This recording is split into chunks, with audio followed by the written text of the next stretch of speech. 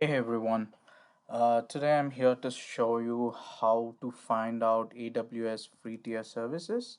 All you have to do is go to Google, type AWS Free Tier, and you see there's a link available aws.amazon.com. You click on Amazon Free Tier, and this would list down all the services that is associated with AWS. It might be AWS EC2, Amazon S3, Amazon RDS. So from here you'd be able to identify which all the services which comes as a free trial based service or 12-month services which is again associated to your uh, trial account.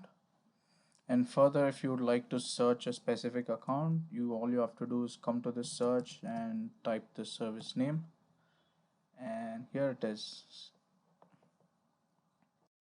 And further on the left, you would see all the filters. So whichever the way you would like to search, you can just click on the search, and you would be able to sort it out and see the specific services which is associated to the primary um, AWS services. In this case, it is AR and VR. We are seeing Amazon Sumerian is available for 12 months on this trial account if you're planning to get into a trial account.